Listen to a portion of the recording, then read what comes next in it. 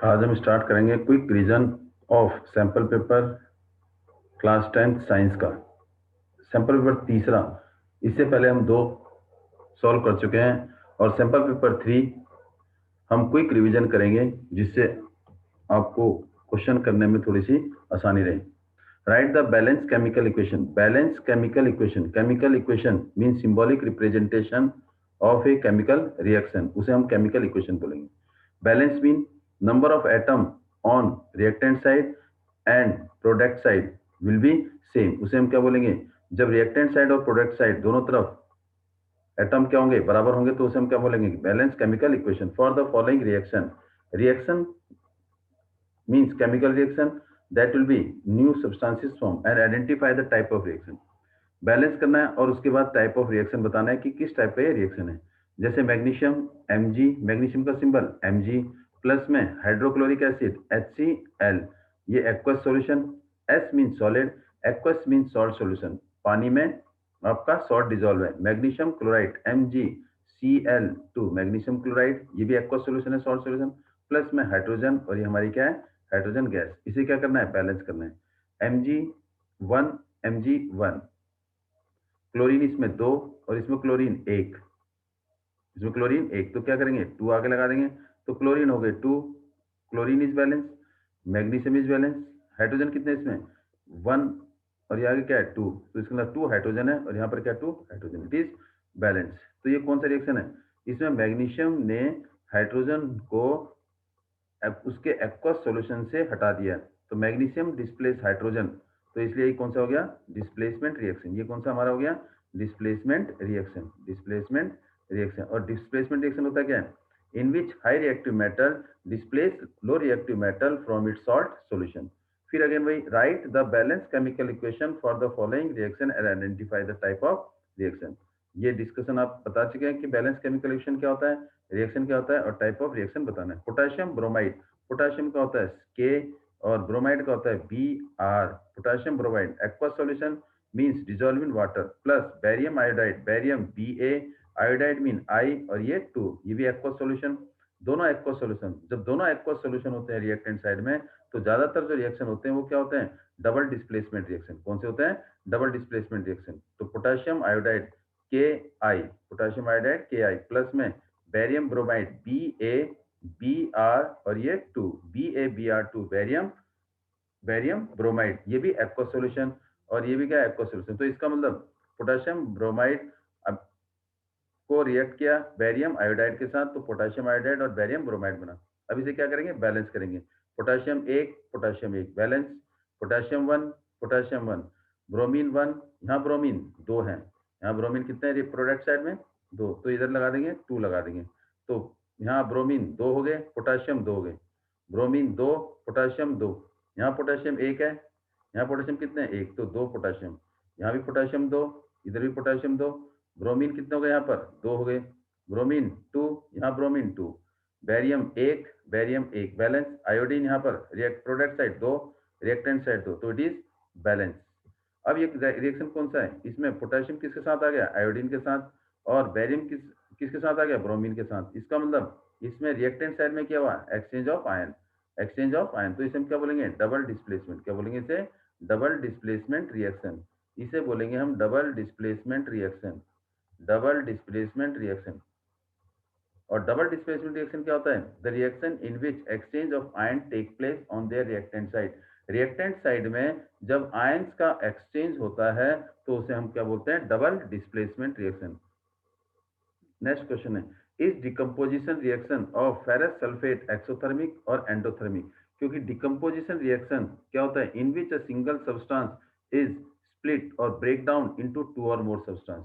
Decomposition reaction में एक substance टूटता है 2 या 2 से ज्यादा प्रोडक्ट में, तो इसमें सब्सटेंस को तोड़ने के लिए क्या चाहिए? एनर्जी चाहिए। तो इट मीन ये क्या करता है? सब कंपाउंड एनर्जी को एब्जॉर्ब करता है, और जिसमें एनर्जी एब्जॉर्ब होती है उसे क्या बोलते हैं? Endothermic reaction.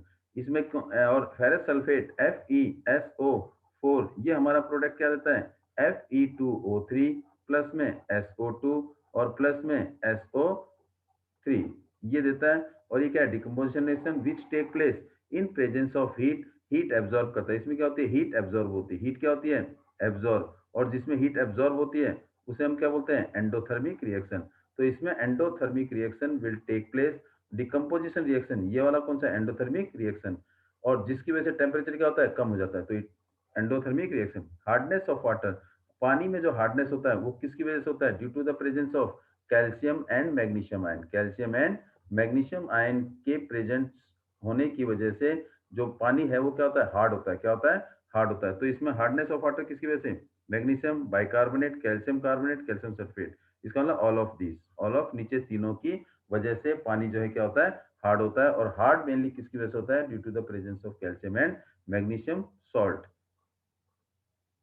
The mirror which give the erect means straight, means vertically, means आपका ये erect mean above the principal axis, enlarge mean बड़ा, image क्या है, image क्या है, is the point where two rays intersect after refraction या reflection के बाद, या रिफ्लेक्शन के बाद जब दो रे टकराएंगी, जहां पर टकराएंगी वहां पर क्या बनती है, इमेज। और इमेज बनाने के लिए कम से कम दो रे आइदर रिफ्लेक्टेड और रिफ्रैक्टेड रे चाहिए होती हैं। तो इसका मतलब ये कह रहा है कि कौन से मिरर में इमेज हमेशा क्या बनती है, इरेक्ट बनती है और बड़ी बनती है। तो कौन सा मिरर होगा ये, वैसे सारी की सारी इमेज इसमें, कन्वेक्स मिरर में सारी इमेज कैसे बनती है, वर्चुअल बनती है, लेकिन उसमें इमेज क्या बनती है, छोटी बनती है, क्या बनती है, छोटी। बस इसने क्या कहा है, एनलार्ज।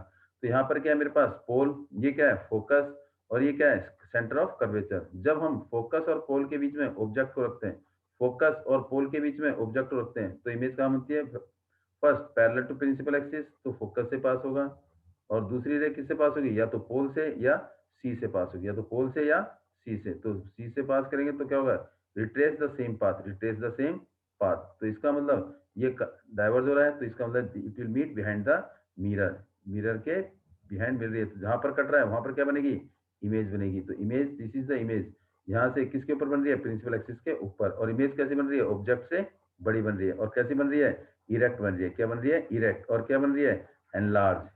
तो कहाँ रखा, ऑब्जेक्ट को जब फोकस और पोल के बीच में। लेकिन उसने क्या पूछा है, मिरर, तो मिरर कौन सा है, in concave mirror, in concave mirror, concave mirror में इमेज हमेशा क्या बन हमेशा नहीं, एक पॉइंट पर फोकस और पोल के बीच में क्या बनती है, एनलार्ज एंड इरेक्ट बनती है in concave mirror. Why danger light signal red in colour, red colour जो डेंजर लाइट है या रेड लाइट है उसमें रेड कलर क्यों होता है, क्योंकि रेड कलर की वेवलेंथ क्या होती है, ज्यादा होती है, क्या होती है, लार्ज वेवलेंथ, लार्ज वेवलेंथ, इसकी वेवलेंथ क्या होती है, ज्यादा होती है, large wavelength.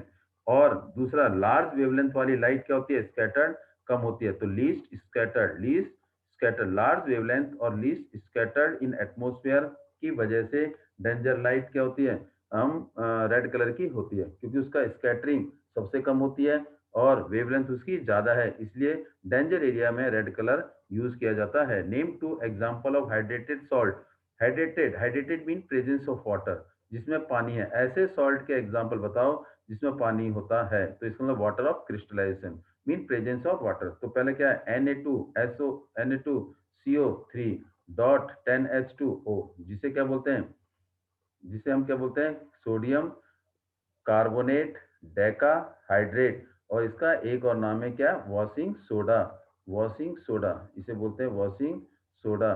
Sodium carbonate Deka hydrate 10H2O, और इस 10H2O को हम बोलते हैं वाटर ऑफ क्रिस्टलाइजेशन। और वाटर ऑफ क्रिस्टलाइजेशन क्या है, फिक्स, इसमें आंसर तो ये है, fix number of water molecule that present in 1 mole of salt, 1 mole salt में जितने वाटर मॉलिक्यूल प्रेजेंट होते हैं उसे हम वाटर ऑफ क्रिस्टलाइजेशन बोलते हैं। तो इसने एग्जाम्पल पूछा है, पहला एग्जाम्पल। दूसरा example, CuSO4 dot 5H2O means copper sulphate और क्या है, 5 पेंटा हाइड्रेटेड। तो इसे क्या बोलेंगे, इसे बोलेंगे blue vitriol, blue vitriol, VITRIOL, blue vitriol, copper sulphate.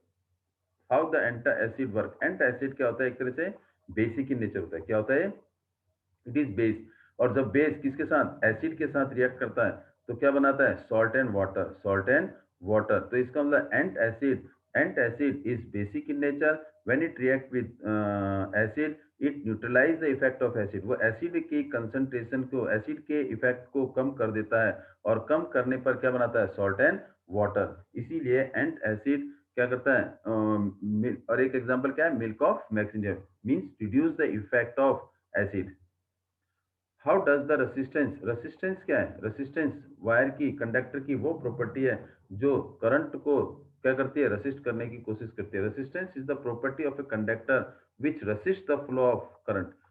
ये क्या है, property which resist, resist the flow of current, resist the flow of current, resist flow of current, जो फ्लो ऑफ करंट को रेसिस्ट करता है with its area cross sectional. इसका मतलब resistance is directly proportional to length, हमने पढ़ा है resistance is inversely proportional to area, जिसकी वजह से are is equal to rho L upon में ए।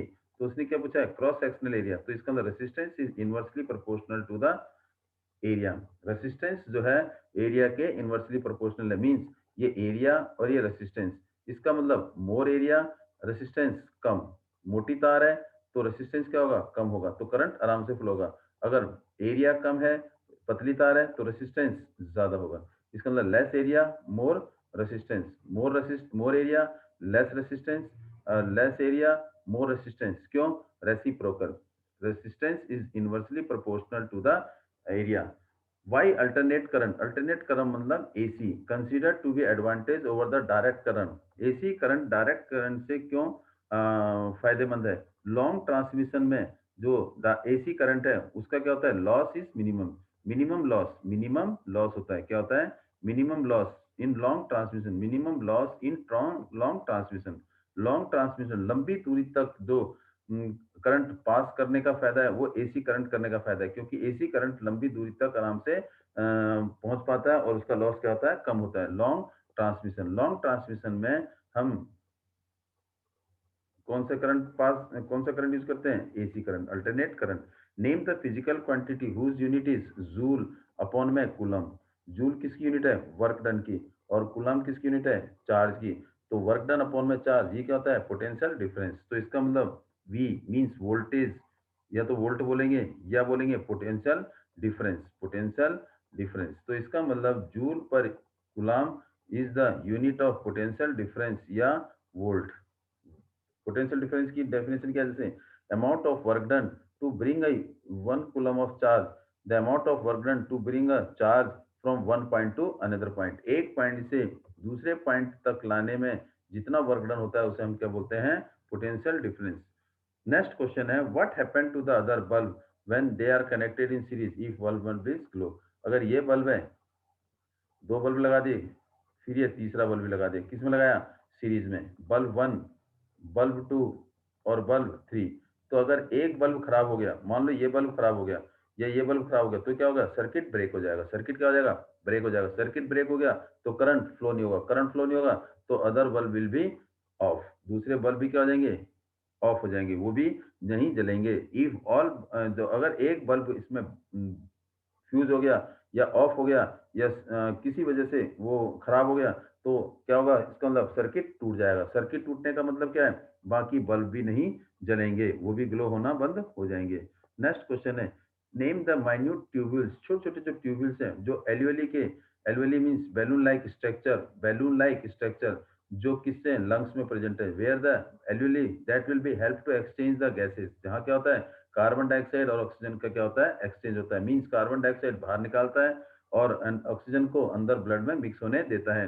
लंग्स के एल्वेली में जो छोटे छोटे माइन्यूट ट्यूबवेल्स हैं उनका नाम क्या है, क्योंकि एल्वेली के आगे क्या है, ब्रोंकी, और ब्रोंकियोल क्या क्या है, ब्रोंकी होल्स। उस ब्रोंकी होल्स में क्या है, एल्वेलर डक्ट्स होते हैं। क्या होते हैं, एल्वेलर डक्ट्स, यानी कि alveoli attach with the bronchi and bronchi that will be connected with the bronchiole.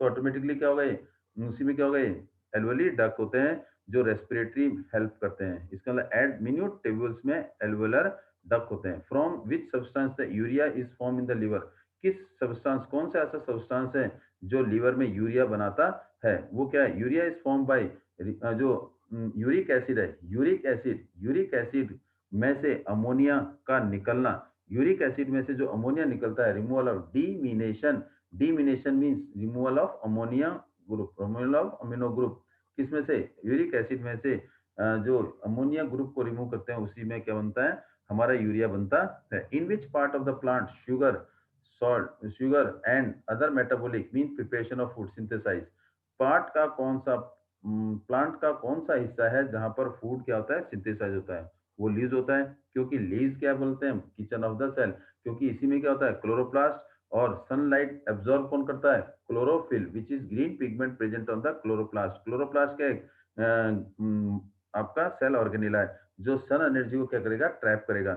इसका मतलब लीव प्लांट का वो हिस्सा है जिसमें शुगर और अदर मेटाबॉलिक सब्सटेंसेस बनते हैं या सिंथेसाइज फॉर्म होते हैं। In which the following food chain, food chain का मतलब है जैसे प्लांट, शिप, मैन, ये एक फूड चेन है। क्या है, food chain. Food chain means the chain in which an organism, कोई भी organism feed the other to get energy. एक ऑर्गेनिज्म दूसरे ऑर्गेनिज्म को खाता है एनर्जी ऑब्टेन के लिए। और इसे इस each level of this food chain, each level of food chain, her food chain के स्टेप को, हर फूड चेन के लेवल को हम क्या बोलते हैं, ट्रॉपिक लेवल बोलते हैं। क्या बोलते हैं, ट्रॉपिक लेवल। एक ट्रॉपिकल लेवल से दूसरे ट्रॉपिकल लेवल में कितनी एनर्जी ट्रांसफर होती है, केवल 10% एनर्जी ट्रांसफर होती है। Means 10% available to the next tropical level from the previous one. जितनी एनर्जी प्रीवियस ट्रॉपिकल लेवल में, उसका 10% अगले ट्रॉपिकल लेवल में ट्रांसफर होता है। इसने पूछा है, इसका मतलब अगर यहाँ पर 5 जूल एनर्जी, अगर मैन के पास कितनी है, 5 है, तो प्रोड्यूसर कौन है, प्लांट। प्लांट के पास कितनी एनर्जी अवेलेबल होगी, तो इसका मतलब यहाँ से मैन ने रिसीव की 5 एनर्जी, किससे, शिप से, तो फिर शिप पे कितनी थी, इसका मतलब 50 जूल थी। कितनी जूल, 50 जूल। अब कैसे, क्योंकि इसका मतलब यहाँ पर 50 जूल है, इसका मतलब शिप पे 50 जूल है, तो 50 का 10% ऑफ 50 जूल, तो क्या आएगा आपका 5 हो जाएगा। क्या हो जाएगा, 5 हो जाएगा। This is 5 joule. तो इसका मतलब जब हम लेफ्ट से राइट जाते हैं तो एक जीरो बढ़ती जाती है, एक जीरो क्या होती है, बढ़ती जाती है, एक जीरो कम होती है, सॉरी, एक जीरो क्या होती है, लेफ्ट टू राइट में जो एनर्जी है एक एक जीरो कम होती जाएगी। लेकिन राइट टू लेफ्ट जाएंगे तो एक जीरो क्या होगी, बढ़ती जाएगी, क्योंकि 10% एक ट्रॉपिकल लेवल से दूसरे ट्रॉपिकल लेवल में ट्रांसफर होती है। तो इसका मतलब इसके पास 50 जूल, और इसके पास कितनी जूल हो जाएगी, 500 जूल। तो 500 का 10% 50 जूल जूल हो जाएगा। 50 जूल का 10% 5 जूल। ओनली 10% ऑफ एनर्जी तो ट्रांसफर होती है। तो व्हाट इज द प्रोड्यूसर में कितनी एनर्जी अवेलेबल होगी, 500 जूल। तो इसका मतलब energy available energy available at producer, producer में कितनी एनर्जी होगी, कितने, 500 जूल होगी। लेफ्ट से राइट की तरफ जाते हैं तो जीरो कम होती जाएंगी, और राइट से लेफ्ट जाएंगे तो एक एक जीरो बढ़ती जाएगी। What name given to those organism which break down the complex organism into organic compound present into dead animal and plant. Dead animal और प्लांट के कॉम्प्लेक्स सब्सटेंस को कौन ब्रेक करता है, डिकम्पोजर। कौन ब्रेक करता है, डिकम्पोजर। तो डिकम्पोजर क्या है, decomposers are the organisms which decompose the complex and organic compound into simpler form। वो कॉम्प्लेक्स कंपाउंड और या कॉम्प्लेक्स या ऑर्गेनिक कंपाउंड को क्या करते हैं, तोड़ते हैं इनटू सिंपलर फॉर्म में। जो जो क्या होते हैं, डेड और डीके को क्या करते हैं, सिंपलर फॉर्म में कन्वर्ट करते हैं, और they are beneficial for the environment also. इसका आंसर क्या है, डिकम्पोजर है। नेक्स्ट है, mention any 3 method to be adopted by minimize transpiration. इसका मतलब प्लांट क्या करते हैं, ट्रांसपिरेशन प्रोसेस करते हैं। Transpiration means loss of axis water from the surface of the leaves.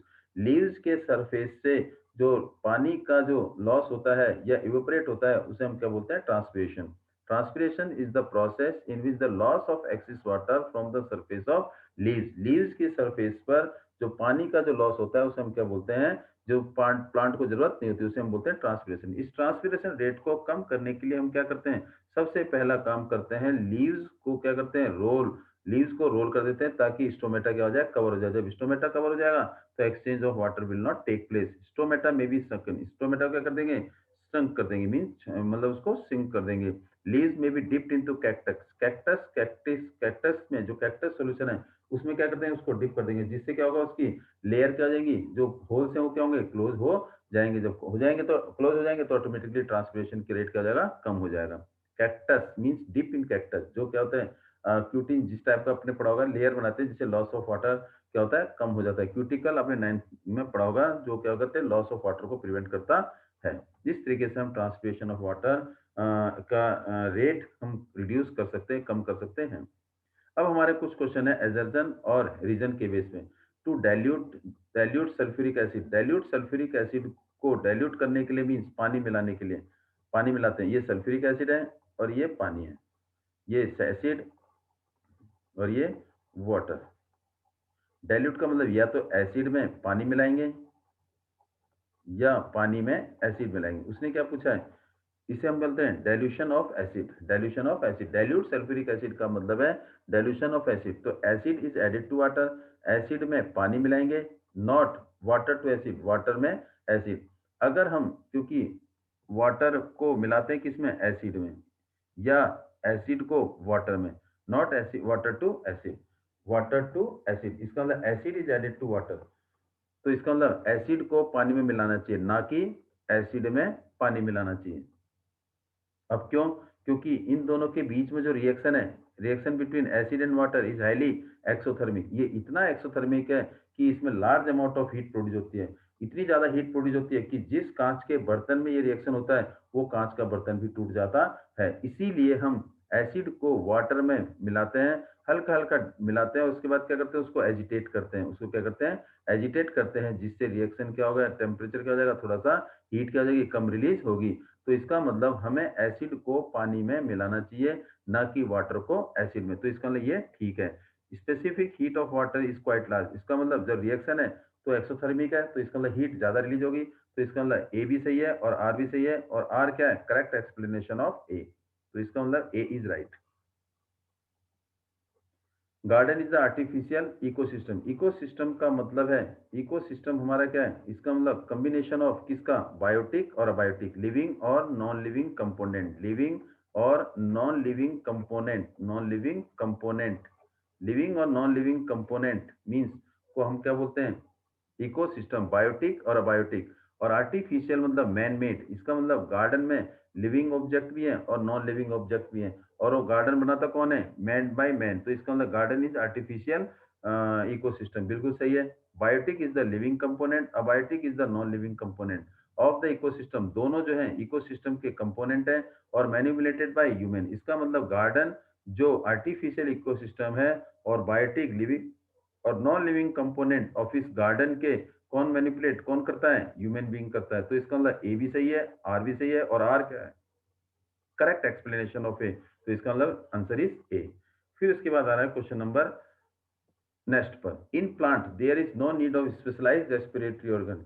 Plant में रेस्पिरेटरी ऑर्गन को स्पेशलाइज ऑर्गन, इसमें प्लांट में कोई स्पेशलाइज रेस्पिरेटरी ऑर्गन नहीं है। क्यों, क्योंकि स्टोमेटा में क्या होता है, exchange of gas will take place, but there is no specific organ in plant. क्यों, क्योंकि उसको एनर्जी की क्या जरूरत होती है, कम होती है। इसका मतलब एनर्जी ह्यूमन बीइंग में ज्यादा होती है या ऑर्गेनिज्म में ज्यादा होती है, लिविंग ऑर्गेनिज्म में, as compare to plant. Human being में ज्यादा एनर्जी चाहिए होती है, एनिमल मैमल्स में ज्यादा एनर्जी चाहिए, प्लांट में इतनी एनर्जी चाहिए नहीं। तो इसका मतलब इसीलिए इसमें स्पेशलाइज्ड रेस्पिरेटरी ऑर्गन नहीं है। क्यों, क्योंकि उसको ज्यादा एनर्जी की जरूरत, ग्रेट डिमांड, इसकी गैसेस एक्सचेंज की कोई ज्यादा डिमांड की जरूरत नहीं होती। तो इसका मतलब A and R both are correct, and R is the correct explanation of A. इसमें दोनों सही है। Next, sex child is determined by mother, it is wrong. क्योंकि sex of a child is determined by father, क्योंकि father में क्या होते हैं, एक्स क्रोमोसोम और वाई क्रोमोसोम दोनों होते हैं, और मदर में क्या होते हैं, एक्स और एक्स होते हैं। इसका मतलब जो वाई क्रोमोसोम फादर में है, that decide that will decide whether the born child is male और फीमेल। क्यों, अब कैसे देखिए, फादर में क्या होंगे, एक्स वाई क्रोमोसोम होंगे, और मदर में क्या होंगे, एक्स एक्स एक्स होंगे। क्या होंगे, एक्स एक्स, दोनों आइडेंटिकल। इसे हम बोलते हैं होमोजाइगस और इसे बोलते हैं हेटेरोजाइगस। अगर एक्स और एक्स मिलेगा, ये एक्स एक्स हो जाएगा, और ये क्या आएगा, एक्स और ये x, this is x X. और ये वाई,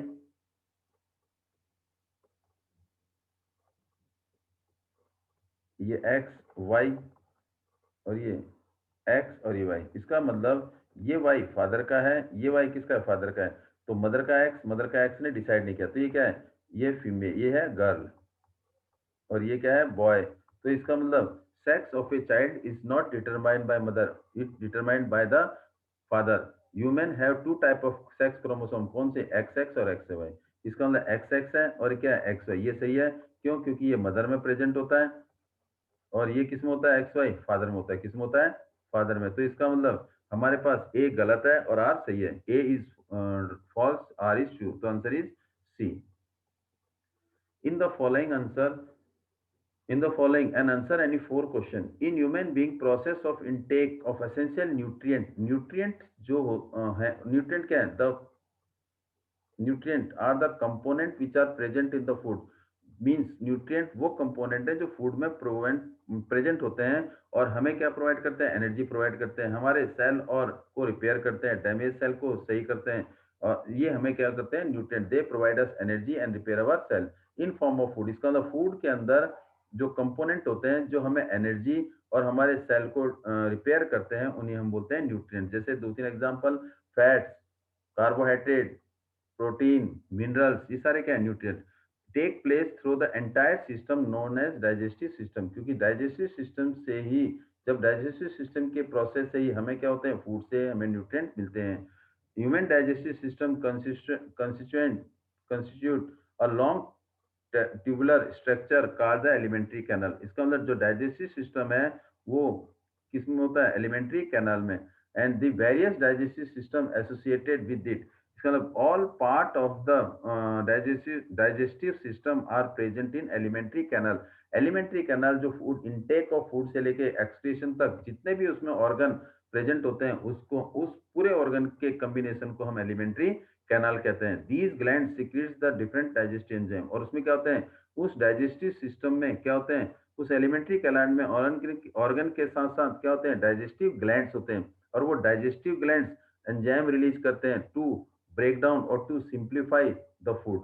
अब इसमें डाइजेस्टिव सिस्टम जो होता है, न्यूट्रिशन का कैसे होता है, पहले पहले क्या करते हैं, इनटेक, इंजेक्शन होगा, पहले पहले इंजेक्शन, सी और डी, फिर क्या होगा, डाइजेशन, फिर पहले इंजेक्शन, फिर डाइजेशन, फिर एब्जॉर्प्शन, फिर एसिमिलेशन। पहले खाना लेते हैं, इंजेक्शन होगा, फिर वो सिंप्लीफाई स्टोमक में डाइजेस्ट होगा, फिर क्या होगा, स्मॉल इंटेस्टाइन में एब्जॉर्प्शन, स्मॉल इंटेस्टाइन में जो विलीज है वो क्या करेंगे, एब्जॉर्ब करेंगे, और उसके बाद reach to the all part of the body, जो ब्लड कैरी करके to all part of the body में ले जाएगा। तो इसका आंसर क्या है, डी पार्ट है। Injection, taking of food, digestion mean converted into simpler form with the help of, किससे, with the help of enzymes. और फिर एब्जॉर्ब, फूड क्या करेंगे, एब्जॉर्ब, एब्जॉर्ब कौन करता है, विलीज करते हैं। विलीज क्या है, thread like, finger like structure, जो क्या करते हैं, सरफेस एरिया को बढ़ाती हैं to absorb more and more food, और फिर वो ब्लड में मिक्स होकर कहा जाता है to all part of the body. ये हमारा डी पार्ट है। फिर इसके बाद only two of the following statement accurately described what happened in the mouth. Mouth में जो दो पॉइंट हैं वो कौन कौन से, ठीक है। पहला, amylase break down, amylase break down the large starch into molecule small molecule, chewing increasing the surface area, ये भी गलत है। saliva emulsifying fat into smaller droplet, ये ठीक है, सी। और तीसरा क्या है, tooth break the insoluble molecule into सी और डी, आंसर इज सी और डी। इसका मतलब C part is right answer. Diagram represent the transfer section of human intestine which is the role is level X. X जो human intestine है, ये जो x दे रखा है, क्या दे रखा है, ये X. What is the role of X, इसका मतलब इंटेस्टाइन में क्या होता है, फूड क्या होता है, एब्जॉर्ब होता है। Complete digestion will take place in intestine, कौन से इंटेस्टाइन में, स्मॉल इंटेस्टाइन में। और स्मॉल इंटेस्टाइन में फूड क्या होता है, पूरी तरह से डाइजेस्ट हो जाता है, जिसमें फैट फैटी एसिड में, ग्लूकोज ग्लाइसरॉल में, और प्रोटीन अमीनो एसिड में कन्वर्ट होता है। और ये सारे किस में फॉर्म होते हैं, सोल्यूबल फॉर्म में, जिसमें क्या होता है, एब्जॉर्प्शन होता है। और एब्जॉर्प्शन किसकी वजह से, विलाई की वजह से, किसकी वजह से, विलाई। तो विलाई क्या करती है, फूड को एब्जॉर्ब करती है, क्यों, to increase the surface area. तो कहाँ है, नहीं, हेल्प इन डाइजेशन फूड, क्योंकि यहाँ डाइजेशन का मतलब ये इंक्रीज द सरफेस एरिया, हाँ बी, एक तो बी है इसका, ठीक है ना। Protect against the bacteria, answer is B. इसका मतलब ये क्या है, X is villi which increase the surface area to absorb more and more food, जो ज्यादा से ज्यादा फूड को एब्जॉर्ब कर सके। द गाल ब्लैडर जो क्या करता है, स्टोर करता है, क्या करता है, गाल ब्लैडर स्टोर करता है किसको, एंजाइम को। जो बाइल जूस क्या करता है, स्टोर करता है। जब डाइजेशन के दौरान जब बाइल जूस की जरूरत पड़ती है, तो गाल ब्लैडर लीवर को देख गाल ब्लैडर क्या करता है, रिलीज करता है बाइल जूस। रिमूवल, अगर पेशेंट का गाल ब्लैडर को हटा दिया जाए, किसकी वजह से, उसमें गाल ब्लैडर में पत्थर अगर आ जाता है तो गाल ब्लैडर हट जाता है। और तो किस टाइप के न्यूट्रिएंट से वो पेशेंट को या उस पर्सन को बचना चाहिए, कि उसको किस टाइप का फूड नहीं लेना चाहिए, जो डाइजेस्ट होने में प्रॉब्लम करता है। और डाइजेस्ट होने में प्रॉब्लम क्या करता है, गाल ब्लैडर में जो क्या करता है, जो कॉम्प्लेक्स फैट ग्लोब्यूल, जो इसमें कहता है इमल्सिफिकेशन ऑफ फूड होता है, इसका मतलब फैट, लार्ज फैट ग्लोब्यूल को क्या करता है, स्मॉल फैट ग्लोब्यूल में कन्वर्ट करता है। कौन करता है? Bile juice. क्या करता है? Bile juice. तो जो फैट वाला प्रोडक्ट है, फैट वाला which containing more and more fat, food में जो फैट ज्यादा होगा वो वाला फूड नहीं लेना चाहिए। तो कौन सा आंसर आएगा इसका? सी। क्योंकि गाल ब्लैडर में क्या होता है, एंजाइम स्टोर, कौन सा एंजाइम? बाइल जूस को स्टोर कर लेता है। जब फैट अगर एक्यूमुलेट होता है स्टमक के अंदर, तो वो क्या होता है, गाल ब्लैडर से क्या होता है, एंजाइम इंटेस्टाइन में चला जाता है, और जिससे क्या होता है, फैट को emulsification of fat will take place. Thanks for watching. For the next video, ये हमारे बाकी अगले अगले क्वेश्चन अगले नेक्स्ट वीडियो में आपको पूरे मिल जाएंगे। ये 2 वीडियो में हमारा कंप्लीट सैंपल पेपर सॉल्व हो जाएगा। Thanks for the and wait for watching next video.